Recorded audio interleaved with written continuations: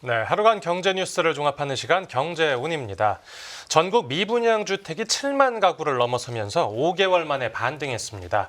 정부가 미분양 해소를 위한 대책 마련에 나섰는데 관련 내용 뉴스 포인트에서 살펴봅니다. 지금 자리에 홍경표 기자 나와 있습니다. 안녕하십니까? 안녕하세요. 네, 오늘 나온 주택 통계부터 좀 자세히 살펴보면요. 이 줄어드는 듯 했던 미분양 주택이 5개월 만에 다시 7만 가구대로 불어났습니다. 네. 국토교통부가 오늘 발표한 주택 통계를 보면 지난달 말 기준으로 해서 전국 미분양 주택이 7만 173가구로 집계가 됐어요. 네. 미분양 같은 경우는 작년 6월에 7만 4천 가구를 넘어섰으나 이후에 5개월 연속 줄어드는 추세였습니다. 네. 하지만 작년 12월에 한 달 만에 5천 가구가 넘게 늘었어요. 수도권 미분양 같은 경우는 약 17,000여 가구로 한 전월보다 17%가량 늘었고요. 네. 지방은 약 5만 3천여 가구로 5%가량 증가하는 모습이었습니다. 수도권이 지방보다 특이하게 더 많이 늘었네요. 맞습니다. 지금 그러면 지역별로도 구체적으로 나눠서 살펴보면요. 네, 수도권 미분양 대부분은 경기도에서 나왔어요. 네. 경기도 미분양은 2,400여 가구 증가한 약 13,000여 가구였고요. 네. 지방에서는 울산에서 대거 미분양이 발생했습니다. 네. 울산 미분양은 4,000 가구가 넘었고 네. 대구도 8,800여 가구에 달했습니다. 전국에서 미분양 주택이 가장 많은 곳은 경기도였고요. 네.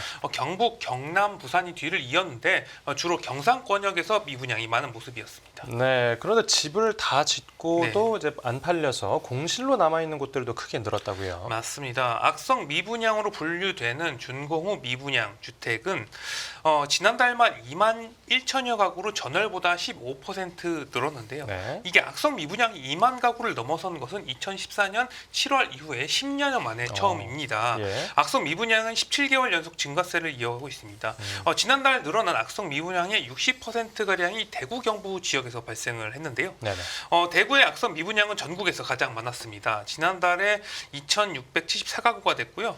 경북의 악성 미분양은 2,200여 가구, 제주도가 1,700여 가구, 경기도가 2,000여 가구에 달했습니다. 네, 이렇게 악성 미분양이 크게 늘어난 게 더 문제인데, 그렇죠. 그럼 지금 당국에서는 어떻게 움직이고 있죠? 네, 이 미분양이 계속해서 쌓여가자 정부와 여당에서는 이제 DSR 규제 한시적 완화 등 이 비수도권 미분양 해소 대책 검토에 들어갔습니다. 네네. 국토부는 지방 미분양 주택을 매입하는 CR리츠가 올해 상반기 중 출시될 수 있도록 지원을 하기로 했어요. 예. CR리츠는 이제 여러 투자자로부터 자금을 모아서 미분양 주택을 사들여서 임대를 운영하다가 부동산 경기가 회복되면 매각해서 수익을 내는 구조인데요. 네네. 이 CR리츠가 또 어떻게 진행될지도 좀 지켜봐야 될 것 같습니다. 네, 지금 당장은 그러니까 미분양이 문제긴 한데 또 이 네. 길게 봤을 때 뭐 당장 공급을 줄이는 건 안 되겠죠.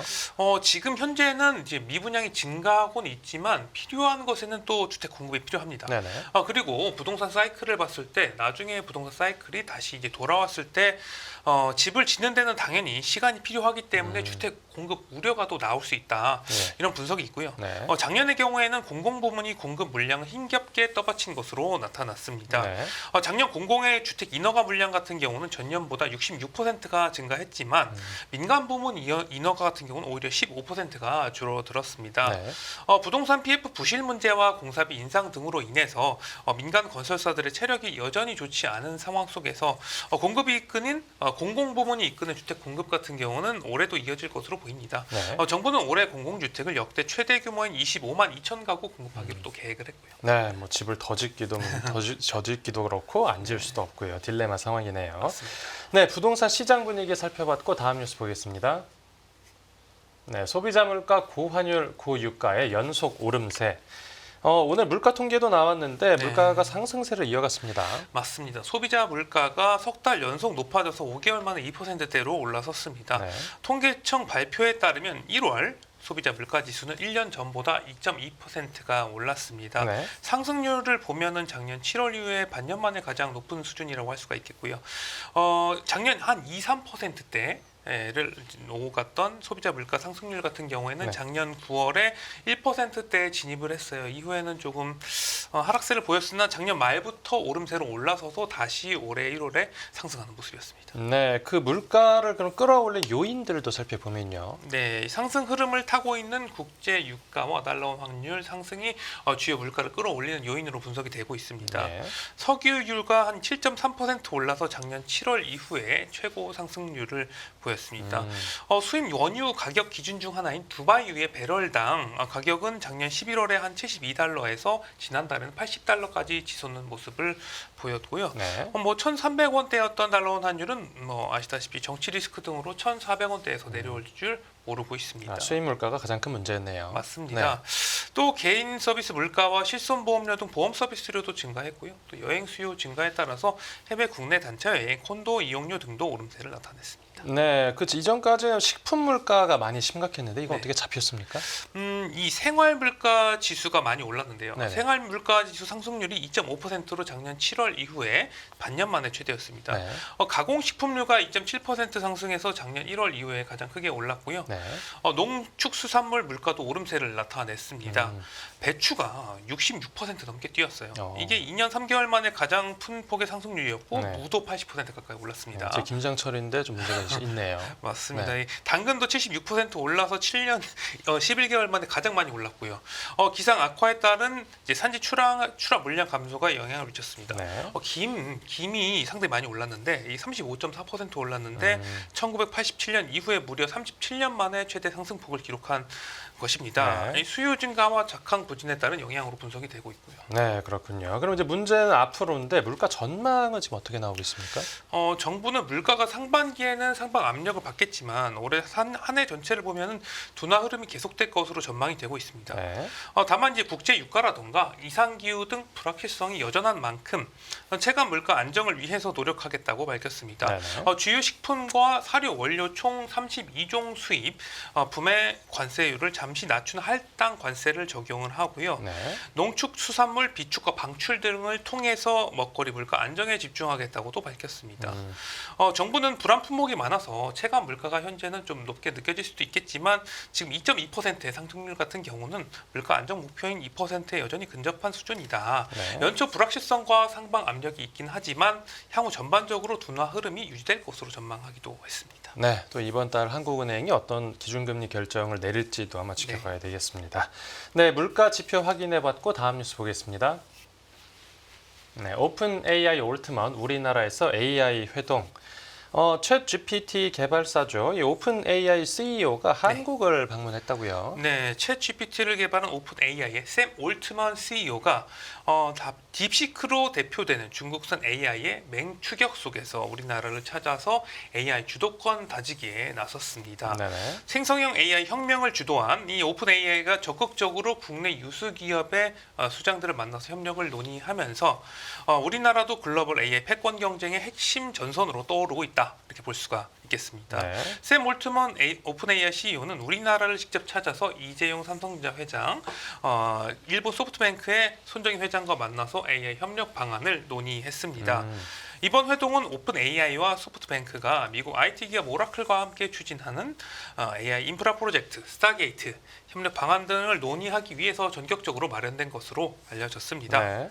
앞서 오픈 AI와 소프트뱅크는 지난달 21일에 오라클과 함께 AI 합작사 스타게이트를 만들고 향후 4년간 5천억 달러, 우리나라 돈으로 약 718조 원을 투자해서 미국의 AI 데이터 센터 등을 구축하는 스타게이트 계획을 발표한 바 있어요. 예. 최근에 중국 AI 스타트업 딥시크가 저비용 AI 모델을 공개해서 시장에 충격을 안겨다준 만큼 강력한 AI 생태계를 구축해서 이 경제 우위를 확보하려는 어떤 이 3사의 이해관계가 맞아떨어진 것으로 보입니다. 네, 그렇게 셋이 만나서 회의를 했다는 건 네. 지금 스타게이트 프로젝트에 결국 삼성전자도 합류하기로 한 겁니까? 그럼 이야기를 한번 들어보면 이 소프트뱅크의 손정희 회장은 회동 후에 우리의 스타게이트 업데이트와 모바일 전략, AI 전략에 대해서 이야기했다고 밝혔습니다. 네. 다만 이 삼성의 스타게이트 프로젝트 합류 여부에 대해서는 뭐 구체적으로 뭐 이렇다 저렇다 확정적으로 말하진 않았는데 네. 삼성과도 논의할 것이고 좋은 논의를 했다. 이렇게 답을 했습니다. 네네. 이번 3자 회동 소식에 시장에서는 삼성전자의 스타게이트 프로젝트 참여에 대한 기대가 상당히 커지기도 했었는데요. 샘 올트먼 CEO는 스타게이트는 공급망에 많은 기업이 참여해야 가능한 프로젝트다. 스타게이트 생태계에 기여할 수 있는 한국 기업이 많다고 본다. 이렇게 말했습니다. 네. 그래서 향후 논의를 통해서 삼성전자가 스타게이트 생태계에 합류할 경우에 AI 반도체 시장 내 입지도 확대할 수 있을 것으로 전망이 되고 있어요. 네. 삼성전자 같은 경우는 AI 시대인 AI 시대의 핵심 반도체인 고대역폭 메모리 HBM을 또 생산하고 있지 않습니까? 오픈 AI가 자체 AI 모델을 실행하기 위해 개발 중인 맞춤형 칩을 생산할 또 위탁 생산, 파운드리 사업도 하고 있어서 여기도 협력 가능성이 있다고 볼 수가 있겠습니다. 네, 반도체 쪽에서 어떤 협력을 네. 얘기했고 또 올트먼 CEO가 카카오도 방문했습니다. 맞습니다. 국민 메신저 카카오톡을 만든 카카오.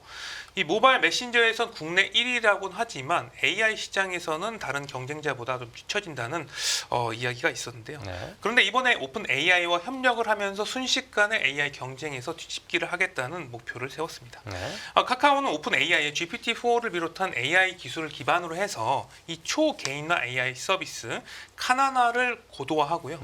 오픈 AI나 카카오와의 협업을 교두보로 해서 우리나라 시장 지배력을 확보할 계획입니다. 네네. 카카오톡, 카나나 등 카카오의 주요 서비스에 오픈 AI의 주요 AI 기술도 접목할 계획이고요. 정신아 카카오 대표는 샘 올트먼 오픈 AI CEO와 만나서 기자회견을 연 뒤에 이 카카오의 5천만 사용자를 위한 공동 제품을 개발 중이다 이렇게 밝혔습니다. 예. 카카오가 카카오톡을 비롯해서 카카오맵, 카카오 모빌리티 등 우리나라 시장에 특화된 서비스를 운영하면서 쌓은 역량 위에 이제 오픈 AI의 AI 기술력을 결합하겠다는 구상으로 볼 수가 있겠습니다. 그러면 지금 카카오가 자체 인공지능 개발을 접었다 이렇게 봐도 되는 겁니까? 네, 이 카카오의 AI 전략이 자체 대형 언어 모델 LLM 개발에서 약간 AI 기반 서비스 개발로 선회했다. 좀 이렇게 볼 수도 있겠습니다. 네. 카카오는 초거대 인공지능이 이제 산업계 화두로 떠오른 2023년 야심차게 자체 개발한 LLM 코어 GPT 2.0을 발표하기는 했었어요. 그런데 이 출시가 거듭적으로 연기되면서 사실상 사업이 좌초된 바 있습니다. IT 업계에서는 코어 GPT 2.0의 성능이 오픈 AI의 챗 GPT에 기반이 되는 GPT 모델 GPT라던가 아니면 구글이나 마이크로소프트와 같은 빅테크 기업의 어떤 AI 모델보다는 좀 떨어진다 이런 분석이 있었는데요. 네. 이에 카카오는 AI 전담 조직 하나하나를 신설하고 AI 연구개발 역량을 집중해서 이 원천적인 AI 모델 개발보다는 응용 AI 개발에 좀 집중하겠다는 목표를 세운 것으로 알려졌습니다. 네. 네이버 같은 경우는 주권 AI를 슬로건으로 내세워서 자체 LLM인 하이퍼클로버X 고도화에 주력하는 것과 정반대로 해외 선도 기업과 카카오가 손잡고 AI 앱 개발 역량에 집중하는 노선을 택한 것으로 볼 수가 있겠습니다. 네, 알겠습니다. 오늘 뉴스 포인트는 여기서 정리하겠습니다. 잘 들었습니다. 감사합니다.